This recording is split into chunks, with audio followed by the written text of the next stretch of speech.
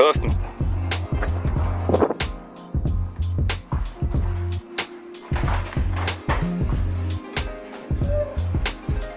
Yeah, where's this guy at? Try to go to hawkspeedandcustom.com, get your t-shirt. Or you can get this fancy hat I got on right here. Also, I think he has combo deals. Panel truck. Oh man. Gangster is of it.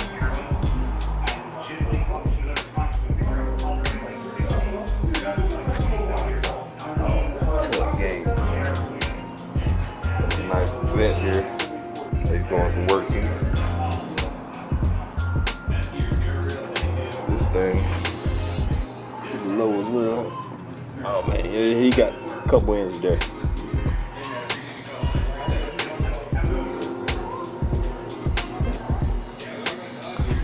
Yeah.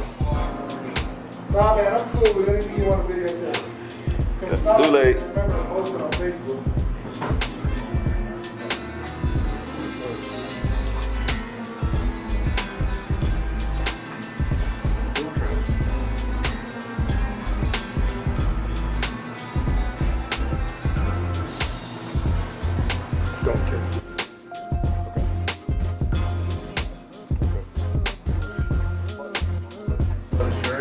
Underneath Yamaha.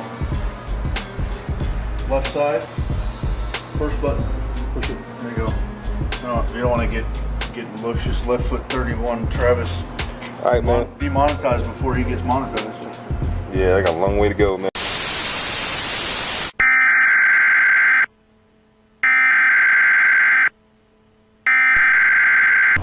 Alright, sorry folks, had to take a slight break to get some burritos. And it was slamming. Absolutely. Yeah. Direct import. Almost like direct import.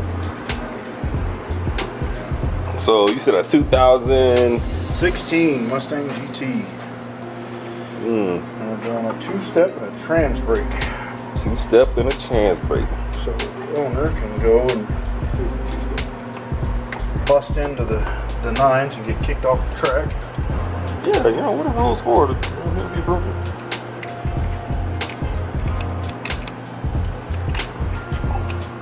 So what exactly does a two-step do for the uninitiated? A two-step, a two-step. There go the two-step, there go. It's in the way every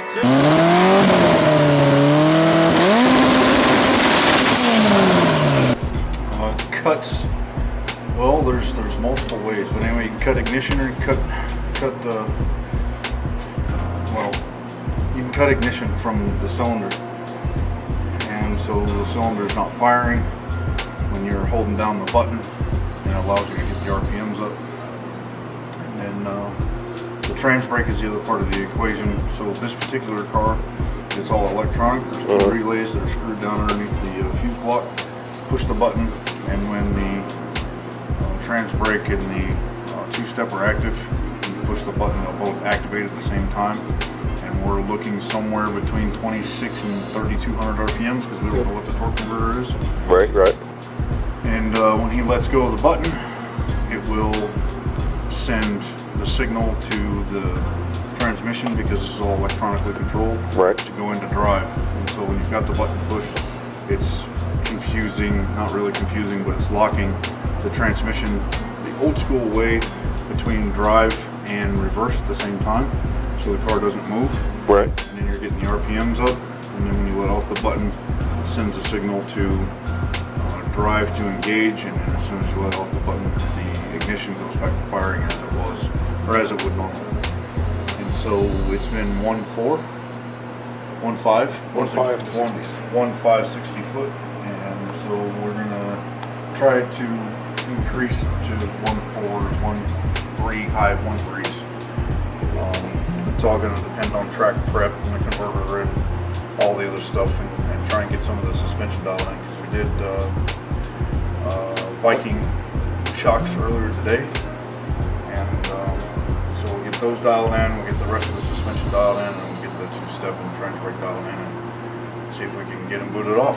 So that's what we're doing today. Oh man, how rude of me. I'm sitting there bumping my gums about two-step. Hey, who are you, sir? I'm the guy paying the bill. Hey, nothing wrong with that. Well, welcome to the channel there. We got paying the bill. Thanks. I'm gonna be paying the bill sometime here soon. Yeah, a little foreshadowing there. I'm the one that owns it. So, what's the deal behind the name Snake Eater? You know, I gotta say it real epic. Snake Eater. It's a term lovely applied to different groups within the military, so you can Google it. But I actually like the movie with Lorenzo Lamas, so I just used it. Awesome. No, that ain't racist. Thought I told you no fat belly. Man, it gets your belly in the man. Don't worry about it. Matter of fact, I have you looking like daggone Fabio. I thought I was off. You know, I thought it was like in the corner, you know. What's that movie, Stick Baby in the Corner? Yeah.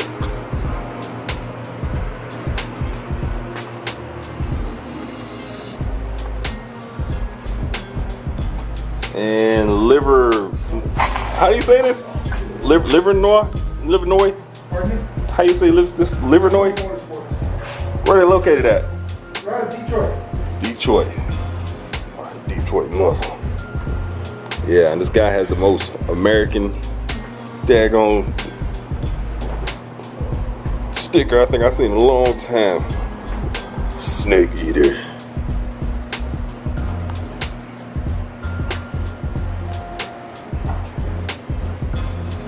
Yep, there's no doubt about it that Livernois worked on this thing.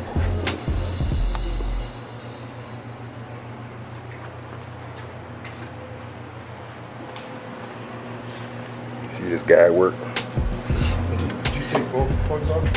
No, just the top. I just want to touch your beard for a minute. I thought you were trying to touch the cord. Can't touch my beard. It's where my magical powers come from. Yeah, don't cut Samson's beard. Oh man, you got a roll cage on this thing. Roll bar. Roll bar, I'm sorry. I don't know if you guys can see that. That's a little dark. You know, need a cage because race car, in case you flip it over or something. No, the big. I don't remember seeing it. Oh, it's still clipped in right there. Okay, I just never remember seeing it. Oh, my clip is down here. Okay. So we're just trying to find like pins on a connector. Pins on the coming out of the PCM. You look at it and see where we were trying to connect two relays to it, so they go to the tranny and go to the PCM and do their thing. And they're done. Yeah, this thing. Oh, See, it's a good reason you doing this, man. If I did it, it wouldn't work. Ever. we guarantee one launch and one launch only. Yep. So what he's going to do now, after two-step, you get two wires sitting there. One is if you're going to 12 volt feed it, but the other is going to ground feed it. We're going to ground feed this one with some switches inside the car. Okay. So he's going to take the ground from over here, run it over, connect it in, bring it into a switch inside the car. There's going to be a little push button by the emergency brake. Yeah. And we're going to also put a toggle switch in, so that way, if I'm having an issue, say with one component, I can shut it off so the other one won't work. So Gotcha. we're going to have it normally wired up where trans brake and the two-step work together. Right, And then we're going to flip it where we can take the trans brake totally out of the equation with a switch. Got some redundancy in there, huh? Yeah. Well, you never know, electronics, something. Yeah, you can always have a backup. It's not a question of if, but when. But right now, we've got the car to a pretty good 10.3 up at Wild Horse Pass. So in Tucson, 10.4, 10.5, I run with it. That's respectable. So we're hoping now we'll get down there. Yeah, my 4-cylinder S10 runs 9s. Yeah, and what, in the 60 foot? Yeah. Can't be so modest about your S10. Nah. Little birdie told me that it's getting an LS swap. Y'all hear that, ladies and gentlemen? LS swap. Well, LS swap world, man. No, wait a minute. How's it going to get an LS swap if you're moving back to Oshkosh, Begosh? It's got to be done before he goes. Yep. What the heck? Come on, time All I can crunch. say is you got to stay until it's done, right, Ark? I know. That's the problem. We bought a transmission last week. They screwed him. So yeah, I'm gonna cut away until talk to you guys about my transmission issues. Show them some of the Hey, bro, how about do a LS swap? So certain are you? Well, yeah, man, I think it'd be really cool to do a LS swap. Always with you. What? Hey, bro, don't spend your money. Be patient. Do you nothing that I say? Man, I want to get anyway. I'm gonna get you this transmission so you know I ain't BSing around. Bro, don't spend your money. Different in your mind. Take your time, alright? We'll find you one. What you have planned. features in the car.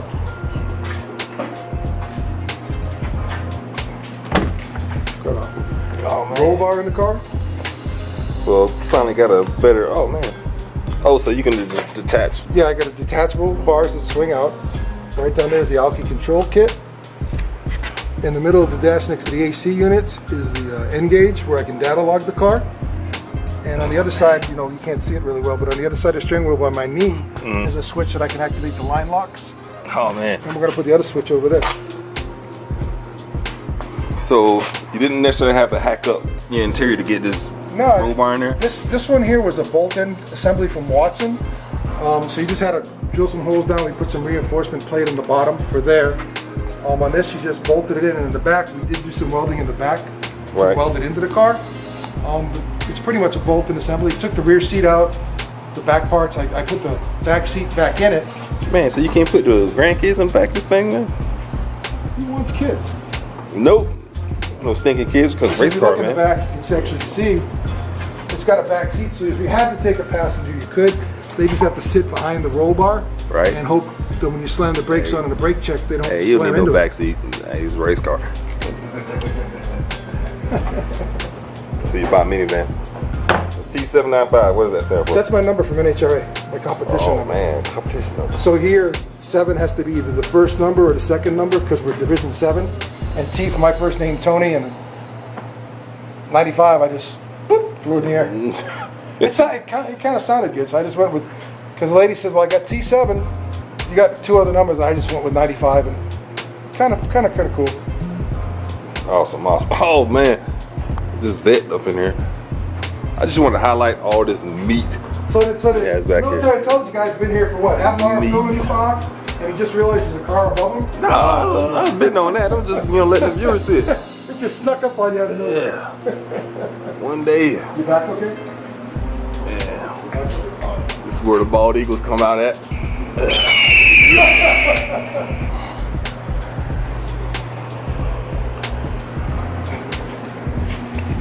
Yes, sir. It's the first time you've been under that, isn't it? Yeah. Been under a lot of things.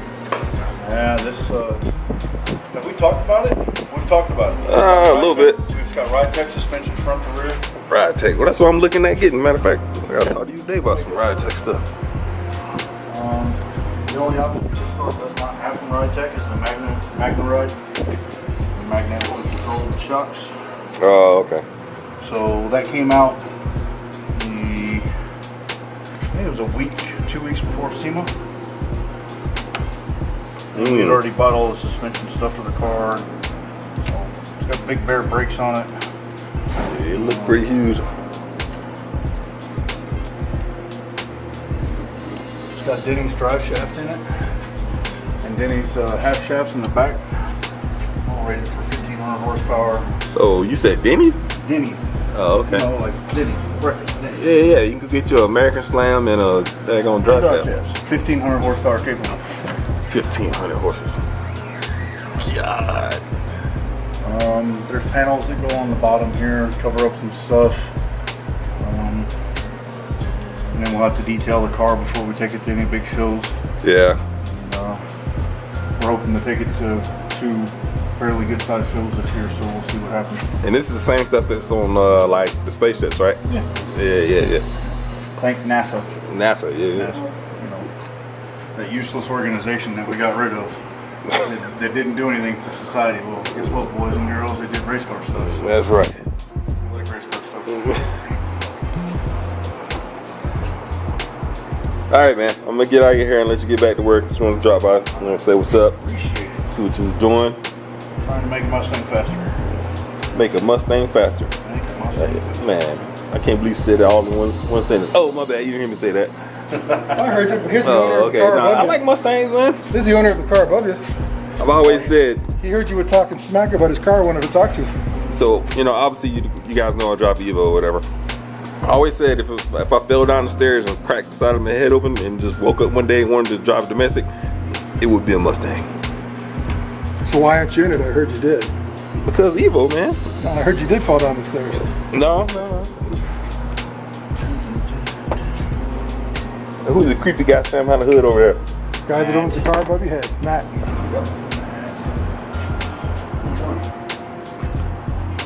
Ladies and gentlemen, Matt, everybody. I don't think that's his last name. Matt Everybody.